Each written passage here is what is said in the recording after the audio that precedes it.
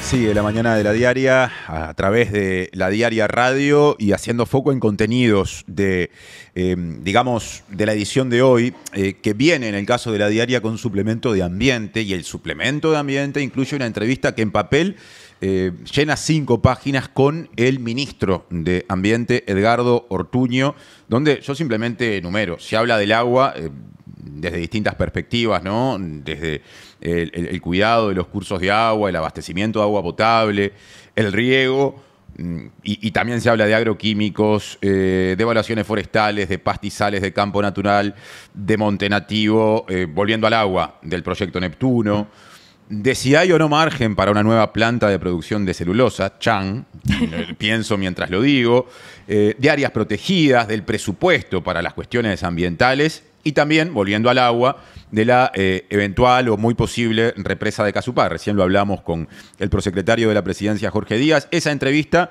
la hicieron Leo Lagos, que ya ha venido por acá, y Camila Méndez, periodista de Ambiente de La Diaria, que es quien en este momento está viniendo por primera vez a la mañana de La Diaria. Así que, Camila, bienvenida y es un gusto que estés por acá. Hola Martín, muchas gracias. La verdad que sí, un gusto y también un poquito de nervios, porque para muchos de nosotros es un poco complicado abandonar la comodidad del papel. Pero bueno, acá estamos y felicitaciones porque el programa viene saliendo bárbaro. Bueno, muchísimas gracias. Y el papel es fundamental en realidad para que este programa se nutra de diferentes temas, y los temas ambientales son precisamente temas habitualmente destacados en La Diaria. Una entrevista con un ministro tan extensa, hecha por 2 periodistas aparte, es evidentemente una referencia, y de ese tema hablaremos hoy. ¿Qué empezás destacando de ese diálogo con el ministro de Ambiente? Bueno, sí, con Leo estuvimos acá cerca. Leo es el editor de Ambiente y también de Ciencia del diario. Leo Lagos. Leo Lagos. Estuvimos acá a la vuelta. Para los que no saben, el Ministerio de Ambiente es ahí cerquita por Juncal, ahí enfrente de la Plaza de Independencia. Claro, es en Juncal, entre la peatonal Sarandí y Rincón. Eso, ¿no? Yo no soy montevideana, entonces a veces las calles me cuestan un poquito. Pero bien, estuvimos 1 hora y media charlando con Ortuño y, bueno, hablamos de varias cosas. Lo primero que yo destacaría es que nos planteó que iba a reformular 3 decretos que iban a pasar por un proceso de revisión, que lo que hicieron, son del periodo pasado, que lo que hicieron fue como flexibilizar ciertos controles ambientales que había anteriormente. Yendo de la modificación más reciente a la más antigua, el primero fue aprobado en enero, que lo que hizo fue flexibilizar las evaluaciones ambientales de plantaciones forestales. Sobre eso el ministro ya nos adelantó que había enviado un decreto a Orsi como para derogarlo, pero que también estaba abierto como para empezar a discutir estas cuestiones. Así que probablemente se conforme algún grupo como para charlar sobre este tema o ver cómo continuar. El segundo es el más conocido, que es el decreto de casa. Capaz que, si me pongo muy de nicho, vos decime. Por ahora vamos bien. El de caza lo que hizo fue habilitar la caza nocturna justamente de especies más que nada exóticas invasoras, pero lo que hizo fue lo que generó fue como ciertos cuestionamientos por parte de organizaciones sociales, porque bueno, en el medio de la noche, una persona que quizás no tiene tanto conocimiento de la biodiversidad puede llegar a diferenciar un ciervo axis, que es una especie exótica invasora, de un guasubirá, que es un ciervo nativo, y muy complicado. No. Pero también por otras cuestiones que incluso por el peligro que supone para la población rural dispersa, que circula por los campos, etcétera. Bueno, ese decreto también lo van a revisar. Y después el otro que dijo que nos adelantó que iba a pasar por un proceso de revisión, pero que en realidad no fue como tan, comparado con el de casa, vamos a decir, no fue como que estuvo en todas las tapas de los medios, etcétera, etcétera, que es uno que lo que hizo fue eliminar la obligatoriedad de declarar el uso de ciertos agroquímicos en cierto tipo de fumigaciones. Ahí lo que hizo la administración anterior fue como apelar a la libertad responsable de los productores, como es el leitmotiv del gobierno de la calle Pou, la libertad responsable, para que justamente ellos, en un registro creado por el Ministerio de Ganadería, Agricultura y Pesca, si tenían ganas, o sea, si querían participar de eso, podían hacerlo, pero no era obligatorio, que antes sí lo era para cierto tipo de fumigaciones. Eso con respecto a lo primero que me parece clave destacar. Después también, como dice el título de la nota, nos dijo que Casupá probablemente iba a ir acompañado de un área protegida. Ajá, o sea que es no solo una represa. Claro, eso es muy interesante en cuanto a señal, me parece a mí, porque es ver las áreas protegidas también con el vínculo de salvaguardar nuestros bienes comunes y cómo repercute eso en nuestra vida. ¿Me explico? Si vos con un área protegida estás protegiendo una represa, o sea, como que le da otra dimensión a las áreas protegidas, me parece. Después tendremos que ver cuando haya documentos más técnicos cómo va a ser esa área protegida, porque si es una hectárea que rodea la represa quizás no sirva para tanto, pero puede salir algo interesante de ahí. Y bueno, también anunció que iba a haber un 30% de superficie de áreas protegidas, que eso es muy importante porque si te digo cuánto tenemos a nivel actual de superficie de áreas protegidas, te morís. Es un 1,13%. En relación al territorio nacional. Claro. O sea, hoy el 1,13% es el actual del territorio nacional está comprendido por áreas protegidas. Pero ¿y cómo se hace en un quinquenio para llegar al 30%? No sé, ya veremos. Lo que pasa es que ahí puede haber una engañapichanga también. A ver. Porque el ministro Peña, cuando estaba surgiendo todo el tema de las exploraciones de petróleo, bueno, que hace poco también estuvieron sobre la mesa porque se están dando como procesos de autorización ambiental, audiencias públicas, lo que hizo fue sacar un decreto que lo que hace es proponer 8 sitios importantes dentro de la zona económica exclusiva, es decir, para dentro del mar. Ajá. En el territorio marítimo uruguayo. Claro, en el territorio marítimo uruguayo, 8 sitios para que ingresen dentro del área del Sistema Nacional de Áreas Protegidas, que es el sistema que conglomera todos estos territorios, vamos a decir, que tienen como ciertos cuidados. A ver si entendés bien. Entiendo bien. Sí. Es decir, si eso se concretara y tomando como expresión clave lo de engaña pichanga que dijiste, tiendo a pensar que podríamos ir a un esquema en el que la mayor parte de las áreas protegidas estuvieran en el mar territorial uruguayo.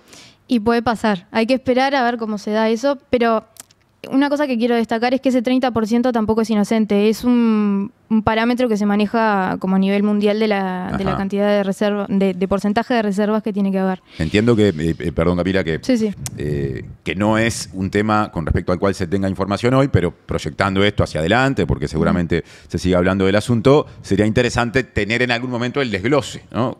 de cuántas áreas protegidas o cuánta superficie en tierra firme, por decirlo claramente, y claro, cuánta en el Océano Atlántico o eventualmente en el Río de la Plata, si es que también está integrado. Claro, ¿cómo se va a llegar a ese 30%? Claro. Tendríamos que determinar. Pero bueno, eso va un poco por ahí. Me parece que supongo que se va a ir aclarando un poco. También es verdad que estamos dentro de los 90 primeros días, hay que ir viendo. Pero también quería destacar una cosita con respecto a otro tema, porque hasta ahora son buenas noticias todas. Sí. Dentro de los debates ambientales hay un tema que siempre está como bastante presente, que es que en un decreto de en un código que se aprobó durante la dictadura, que se llama el Código de Aguas, lo que hizo fue establecer la posibilidad de poder aplicar un canon por uso del agua a grandes consumidores. Este canon por uso de agua a grandes consumidores se aplica en varios lugares, por ejemplo en Chile. No tengo muy claro cuál es el régimen que tienen allá, pero sé que se cobra un canon por uso del agua y en varios países de Latinoamérica también. Y bueno, siempre está como esa cuestión de poder juntar plata a través de ahí, de cobrar el uso el agua que usan los grandes consumidores para poder aplicarla para ciertas medidas ambientales, como para poder cuidar como ciertos lugares. Para financiar políticas ambientales. Eso. Y bueno, ahora Ortuño nos dijo que no estaba previsto, por lo menos ahora al comienzo, así que está. Por ahora no está sobre la mesa.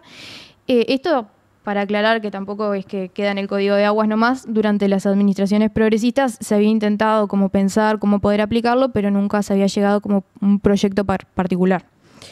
¿Se entiende hasta ahí? Por ahora muy bien. Pienso cuando hablas de actividades que están asociadas a empresas grandes consumidoras de agua. Pienso, por ejemplo, en el agua que consume la actividad arrocera. Se me ocurre, ¿no? Ahí hay un ejemplo. Claro. Pienso en otras, ¿no? En algún momento se habló, por más que estamos hablando de emprendimientos que no están funcionando plenamente, del agua que se requiere para la producción de hidrógeno verde también. Y seguramente haya otras industrias o actividades del sector primario. Celulosa. Claro, ni que hablar la celulosa. Y hay una que podamos sumar, simplemente por poner ejemplos, ¿no? Sí. Bueno, capaz que podemos pasar también a a lo que le preguntamos sobre la planta de celulosa. Sí, esa es una pregunta clave. Sí, en realidad el año pasado siempre está como el rumor de que se va a instalar una nueva planta de celulosa y siempre se maneja como que puede ser en Río Branco o Tacuarembó, pero son rumores. O sea, nunca llega como una propuesta concreta hasta ahora. Hoy hay 3 plantas de celulosa en Uruguay, las 2 de UPM y la de Montes del Plata. Sí. Sería la cuarta, cuarta, si es que se instalara. Sí. Y bueno, el año pasado surgió como un rumor, bueno, como un rumor no, en realidad un periodista, un colega de Río Branco, sacó un artículo donde planteaba que había unos japoneses que estaban haciendo como averiguaciones para poder instalarse en el territorio. A eso se lo consultó a la calle Pou y medio como que lo desestimó. Pero bueno, en realidad, como para saber qué pensaba el ministro de Ambiente sobre si era posible instalar una nueva planta, se nos ocurrió preguntarle y nos dijo eso, que había que analizarlo. O sea que no lo descarta. No sé, o sea, él capaz que no sabía de este contexto, pero bueno, eso fue lo que respondió. Fue como en un ping-pong que le propusimos donde nos tenía que responder por sí o por no, y él respondió eso en ese tema. Pero es una respuesta importante, más allá Sí. de que no sea categórica en el sentido de sí o no, porque cuando hay en determinados sectores, algunos de ellos vinculados al Frente Amplio, en el ambientalismo en general, una visión muy crítica de los impactos ambientales de la producción de pasta de celulosa y por ende una negativa, ¿no? de plano muy, muy nítida hacia la posibilidad de que se instale una cuarta planta, que el ministro de Ambiente diga, habrá que evaluarlo, es dejar una puerta abierta. Eso ya marca una diferencia clara, por lo menos con respecto a esas posturas críticas, ¿no? Bueno, sí, lo que él planteó en la entrevista también es que se podía llegar a dar un avance forestal regulado, vamos a decir, por autorizaciones ambientales. Eso habrá que ver cómo se va desarrollando, pero fue lo que planteó en la entrevista.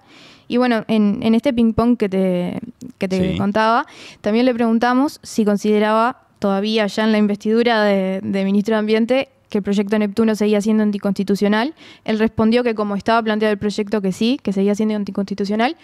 Y esto para mí es muy importante porque se están dando como todas las disputas legales todavía y ahora las organizaciones están buscando que la justicia se expida sobre si es o no constitucional el proyecto. Entonces me parece que el ministro de Ambiente diga que es anticonstitucional también es como una señal muy importante. Ella lo había dicho siendo director de OCE por parte del Frente Amplio, pero bueno, ya siendo ministra me parece que es como otra señal también. Y lo sumo a lo que dijo recién en esa misma silla el prosecretario de la Presidencia, Jorge Díaz, que cuando hablamos de Neptuno, y él aclaró que todavía hay un marco de negociación abierto, él dijo, a mí personalmente no me gusta, es decir, hay muchas voces del gobierno que están, digamos, que ocupan distintos niveles de gestión y responsabilidades que son críticas. Si eso después, en función de lo que ya firmó el gobierno anterior, habilita un cambio en el contrato o la caída del proyecto, no es otra historia, pero da la impresión de que hay una mayoría de gente haciendo fuerza, porque sí, es una interpretación personal, pero son voces muy pesadas, digamos, ¿no? Estamos de acuerdo, sí. Incluso, bueno, la propia Gerencia de Agua Potable de OCE sacó un informe muy potente también sobre los problemas que podría llegar a tener, ¿no? Y bueno, con respecto a la entrevista de Ortuño, lo otro es que hablamos también sobre el plan de riego, el que había estado en las medidas que había anunciado en Colonia, Orsi, y bueno, también nos contó que no se había reunido formalmente con el ministro de Ganadería, si bien habían tenido como conversaciones informales. Pero bueno, habrá que ver cómo se va dando también todo este debate que va a dar para largo. Desde que hay cierta institucionalidad vinculada al ambiente, antiguamente la Dinama. Dirección Nacional de Medio Ambiente, más acá en el tiempo el Ministerio de Ambiente, me parece que se han acumulado muchas situaciones en las que surgieron tensiones entre la visión productivista del Ministerio de Ganadería, Agricultura y Pesca y la política de protección en términos ambientales del Ministerio de Ambiente. Entonces, esa charla con respecto al riego entre Frati, que es un hombre que viene de la producción rural, que habla de la importancia del riego, de la que hablaba mucho su padre político en el Frente Amplio, el expresidente José Mujica. Él se dice, yo soy hombre de Mujica. Y bueno, y la visión de Ortuño, yo creo que es un... ¿cómo decirlo? Un nudo de la cuestión, ¿no? Sí, igual Ortuño tiene como un discurso bastante amable, vamos a decir. Él todo el tiempo resalta el tema del desarrollo sostenible, incluso en la entrevista mismo lo dice, que él tiene una visión positiva del riego, que hay que ver cómo hacerlo, pero sí, estas tensiones entre la parte ambiental y la de más agropecuaria siempre va a estar presente. Muy interesante, Camila, extensísima entrevista. Redondeamos por acá. Lógicamente invitamos a quien no la ha leído, no la haya leído, a que en la web de La Diaria o en la edición papel la encuentre y la lea, porque son 5 páginas en papel de contenidos con una mirada muy amplia sobre distintos temas y las preguntas de Leo Lagos y de Camila. Gracias por estar y hasta la próxima. Hasta la próxima, muchas gracias.